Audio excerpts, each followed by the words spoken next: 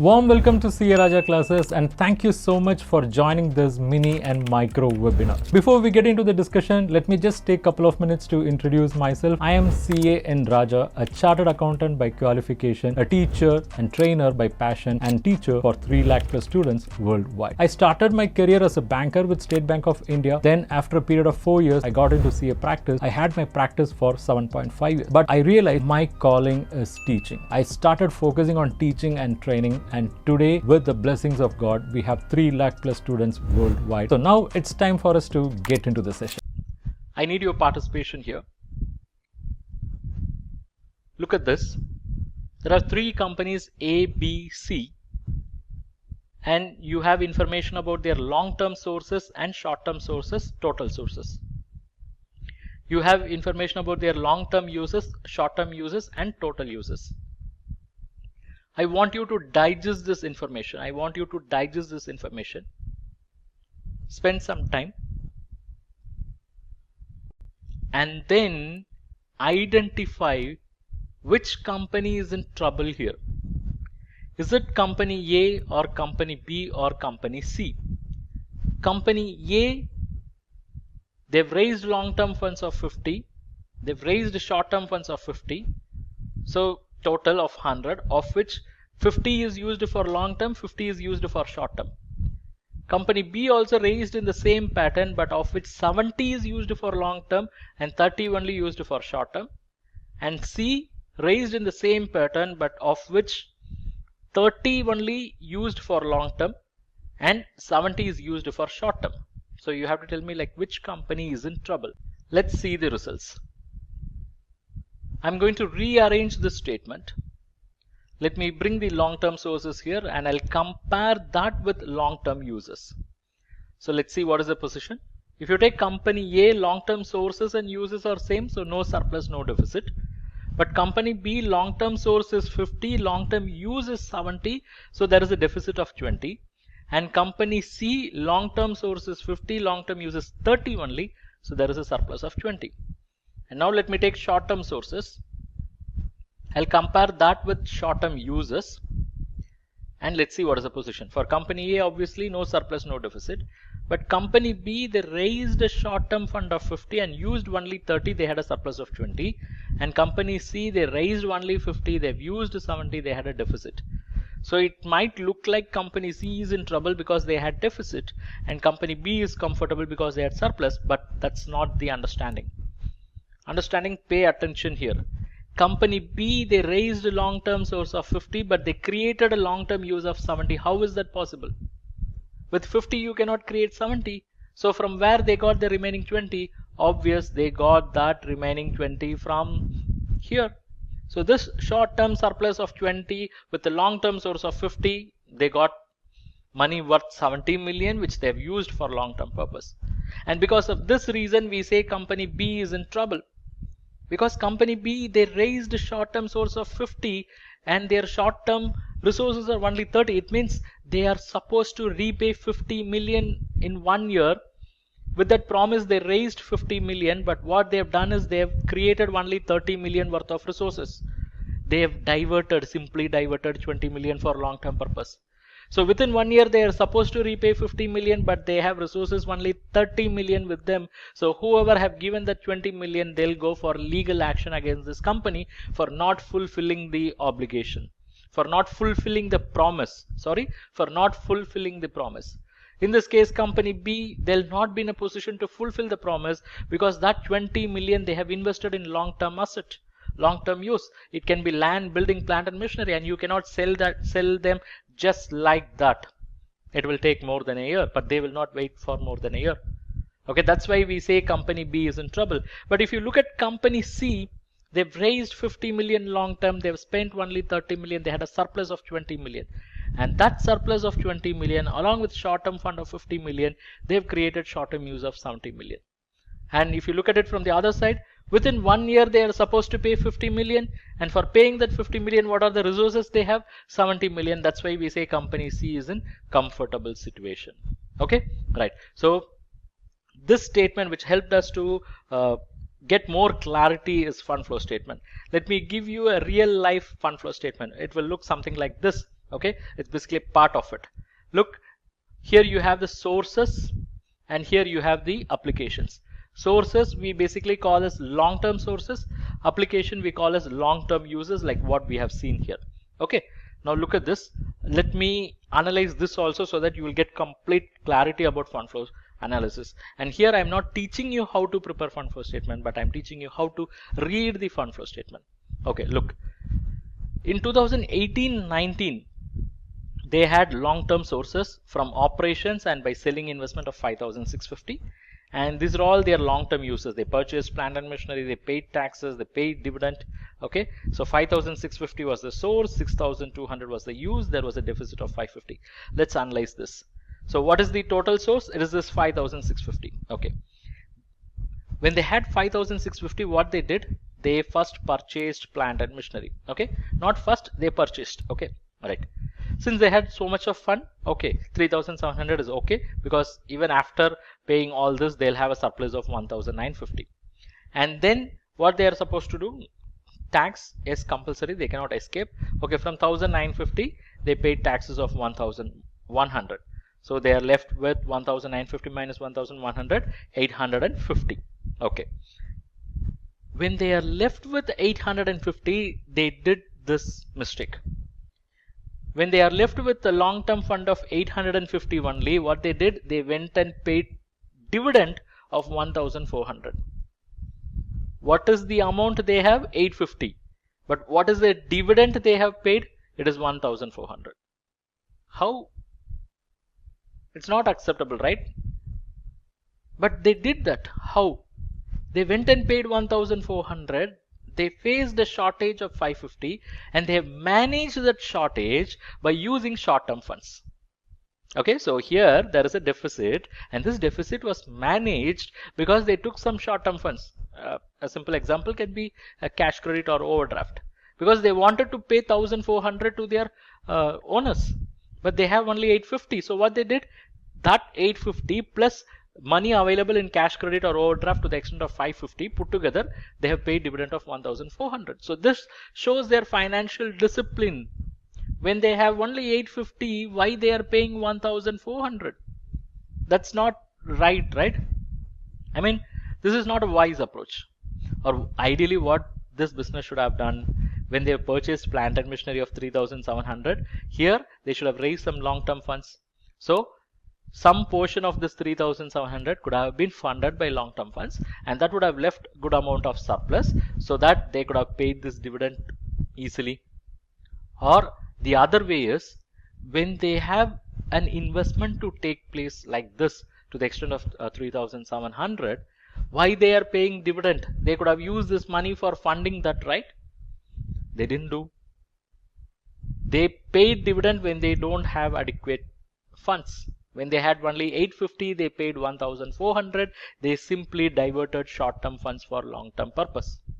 So this is what happened in 2018-19. In 2018-19, or ideally they could have done one thing. When they are left with the long-term funds of 850, they should have restricted their dividend to 850.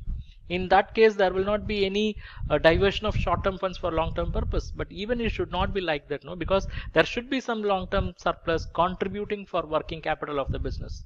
Here, instead of contributing, they have stolen the money from cash credit for paying as dividend to the owners. Okay, see how powerful the statement is. It is revealing what was hidden. Let's see what happened in 2019-20. In 2019-20, their funds from operations have improved significantly. They've also raised money by issuing debentures. So it is 7,800. And from that, they are purchasing plant and machinery. Okay, they have a lot of money, let them.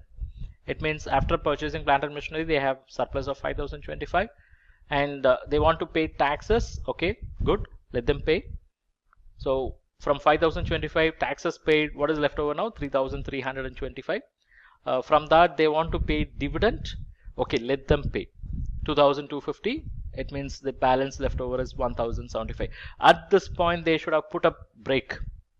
But what they did, they went and purchased an investment of 1,500.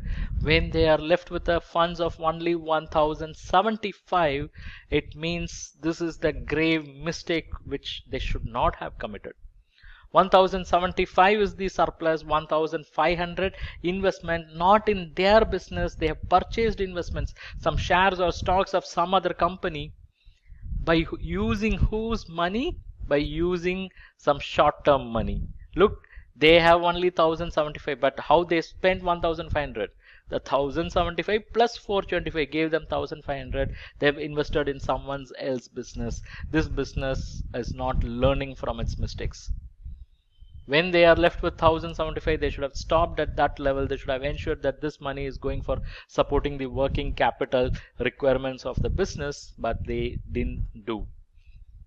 Okay, so these kind of all hidden practices will get caught, will get revealed in fund flow statement. In my 4 year of stint in State Bank of India, the statement for which I had high regards is the fund flow statement, because this is one master health checkup report which will reveal all the hidden problems of the borrower. I mean, if at all you will get awestruck, or if at all you will become unanswerable in one statement, means that is fund flow statement, because it is so clear. Okay, because it shows from where they got money, where they have used. See, they have paid dividend in 1819 when they didn't have money. They've invested in someone else's business in 1920 when they did have money. So this all shows the intentions, the integrity of people behind the show as well, not just numbers. It also goes deeper into qualitative aspects. So that's the power of fund flow statement. So develop your skill in reading fund flow statement. Such a powerful statement. Okay, all right. So with this, I wish to conclude this presentation, and I believe most of you would have had a bulb on moment. So if you really had a bulb on moment, please type bulb on.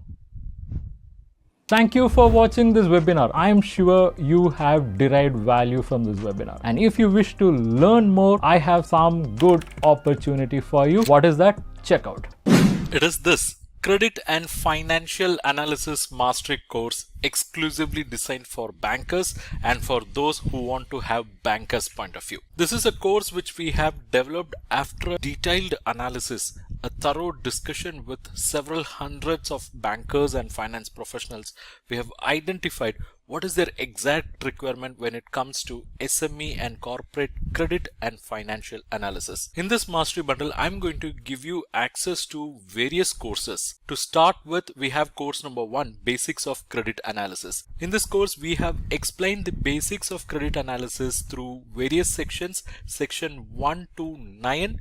Next comes course number 2, that is how to read balance sheet. In this course, we have explained what is balance sheet, how to read them, how to approach them by using real life financial statements. Then comes course number 3, how to do financial ratio analysis like a banker. In this course, we have explained all critical ratios that are analyzed by the bankers, and we have also explained through case studies. Then we have course number 4, how to do cash flow analysis. So through this course, you will understand what is cash flow analysis, how to do a typical cash flow analysis. We have used case studies, and reference to Ind AS is also included in this course. Then we have course number 5, that is how to do fund flow analysis.